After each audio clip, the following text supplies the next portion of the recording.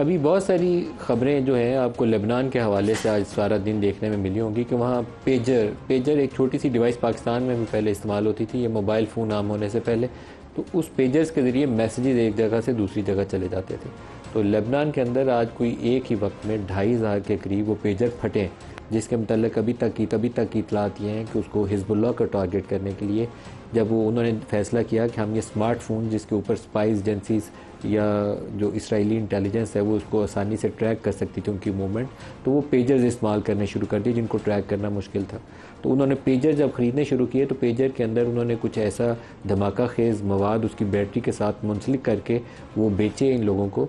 जब उसको रिमोटली वो हीटअप करते हैं बैटरी को तो वो ब्लास्ट कर जाता है, जिससे आज 10 के करीब अफराद जो हैं उन धमाकों की नज़र हुए हैं, जिसमें एक 8 साल की बच्ची भी शामिल है। ये दिन में हुआ। अभी से थोड़ी देर पहले वॉकी टॉकीज़ जो आम इस्तेमाल की होती हैं, वहाँ जनाजा हो रहा था उन लोगों की जिनकी सुबह शहादत हुई, तो उनके जनाजे के अंदर वो वॉकी टॉकीज़ दोबारा ब्लास्ट की गई। इन आम तौर पर ख्याल यही है कि इन धमाकों के पीछे भी इसराइली इंटेलिजेंस का दखल है। तो इसके साथ ही एक जुड़ी खबर आज पाकिस्तान के इलाके स्वात की है। ये मॉडर्न वॉरफेयर है और टेररिज्म की जब इस तरह की कार्रवाइयाँ हो रही हों तो उसके ऊपर नज़र रख के अपने आप को तैयार रखना चाहिए, वेल इक्विप्ड रखना चाहिए। पाकिस्तानी खबर स्वात के इलाके की ये थी कि ये जो दहशतगर्द हैं ये पबजी गेम को इस्तेमाल कर रहे हैं। ये बड़ी अहम खबर थी मेरे लिए, क्योंकि वो इलाका है जहाँ पाकिस्तानी सिविलियन भी शहीद हो रहे हैं, पाकिस्तानी पुलिस के जवान भी शहीद हो रहे हैं और पाकिस्तानी फ़ौज के बेटे सरहदों पे भी कुर्बानी दे रहे हैं, उन इलाकों पे भी दहशतगर्दी के ख़िलाफ़ जंग में अपनी जानें कुर्बान कर रहे हैं। तो हमने वहाँ पुलिस के DPO एंड डॉक्टर जाहिदुल्लाह, उनको दावत दी है कि वो हमें ज्वाइन करें और इस पर अपडेट करें। डॉक्टर जाहिदुल्लाह साहब, अस्सलाम वालेकुम। अस्सलाम वालेकुम सर। बहुत शुक्रिया आप हमारे साथ शामिल हो रहे हैं। सर, ये पबजी, ये बच्चे सुनते थे कि गेम खेलते खेलते उल्टी सीधी हरकतें करते हैं। मैं बहुत वाकिफ़ नहीं हूँ ये गेम कैसे खेली जाती है, लेकिन दहशतगर्द इसको कैसे इस्तेमाल करते हैं? जी बिल्कुल, ये हमारे लिए भी एक नई बात थी। जब हमने इस टेररिस्ट गैंग को जो हमने अनअर्थ किया, उनको हमने पकड़ा, तो फिर उनसे हमने यही क्वेश्चन किया कि कम्युनिकेशन के लिए उनका क्या मोडस ऑपरेंडी है, वो किन चीज़ों को यूज़ करते हैं। तो कुछ जो ऐप्स हैं जिस तरह टेलीग्राम है, व्हाट्सएप, वो तो यूज़ करते ही हैं ये लोग, लेकिन उसके साथ साथ फिर उन्होंने ये इंकशाफ किया कि वो पबजी एक गेम है, उसको भी ये यूज़ करते थे। तो फर्दर जब उसमें हम इन्वेस्टिगेशन में हम आगे गए तो ये गेम जो है इसमें भी जब आप ऑनलाइन हो जाते हैं तो उसका ग्रीन हो जाता है, बाकी दोस्तों को भी नजर आता है कि फला दोस्त हमारा जो है अभी ऑनलाइन है। फिर उसमें एक फर्दर एक ग्रुप बन जाता है, उस ग्रुप के अंदर आप फिर एक दूसरे के साथ चैट कर सकते हैं। वो चैट जो है वो इनक्रिप्टेड होता है, वो बाकी साथियों को वो नजर नहीं आता या उसको वो नहीं सुन सकते। उसमें आप लिख भी सकते हैं और उसमें आप बात भी कर सकते हैं, और उसमें एक टारगेट आपको दिया जाता है जिसको आप फिर अचीव करते हैं। मतलब जिस तरह आप एक एनिमी के खिलाफ लड़ते हैं, और उसमें फिर मुख्तलिफ उनके लेवल्स हैं। कुछ का लेवल जो है वो हाई होता है, मतलब जो ही आप उसमें आगे बढ़ते रहते हैं तो आप मुख्तलिफ लेवल्स के ऊपर आप फिर जाते रहते हैं।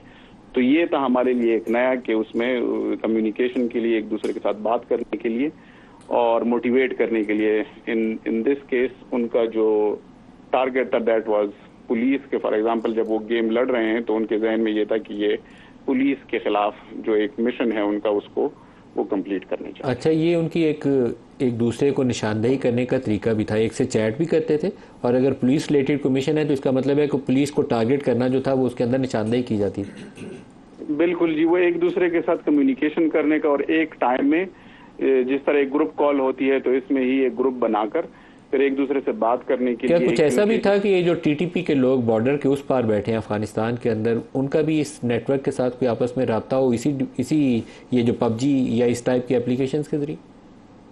उसमें जो हमें अभी तक जो हमारी इन्वेस्टिगेशन में आया है वो तो यहाँ के जो लोकल ही थे, मतलब इसी एरिया के स्वाद से ही ताल्लुक था, लेकिन जो उनके अक्रॉस बॉर्डर बैठे हुए हैं उनके साथ टेलीग्राम पे उनके साथ इनका राब्ता था, और वो भी मतलब इसी एरिया के रहने वाले हैं। लेकिन जो ये गेम के सिलसिले में जो सारे इकट्ठे होते थे या उनकी जो बातचीत होती थी वो लोकल जो इनका नेटवर्क था। डॉक्टर साहब, एक चीज़ और बता दें, स्वात को बड़ी मेहनत के साथ इसका अमन दोबारा हासिल किया गया था। जब ये TTP ने दोबारा इसके अमन को ख़तरात लाक किए हैं, आप लोगों ने बड़ी कुर्बानियाँ, आपकी भी, फ़ौज की भी।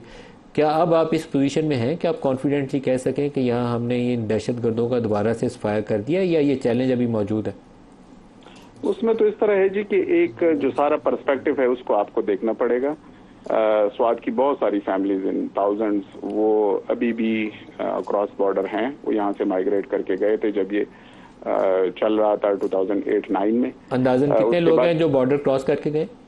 उसमें तो फैमिलीज हैं, 2000 प्लस फैमिलीज हैं। 2000 प्लस की जी 2000 प्लस फैमिलीज ये गई थी, और उसके जो हैं फिर उनके अभी बच्चे हो गए हैं, उसमें 16-17 साल हो गए हैं, वो फैमिलीज बढ़ गई हैं।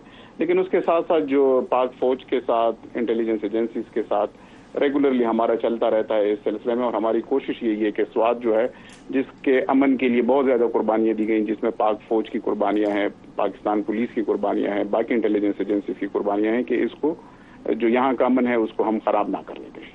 बहुत शुक्रिया डॉक्टर जाहिदुल्लाह, डीपीओ स्वात हमारे साथ थे। और इस मामले के अंदर नेशनल कंसेंसस रहना चाहिए, कोई सियासत नहीं है। कोई दुश्मन आपके इलाके के आके पुलिस को, फौज को, सिविलियंस को, किसी इदारे को निशाना बनाता है तो पूरी कौम को बेक ज़ुबान उसके खिलाफ खड़ा होना चाहिए।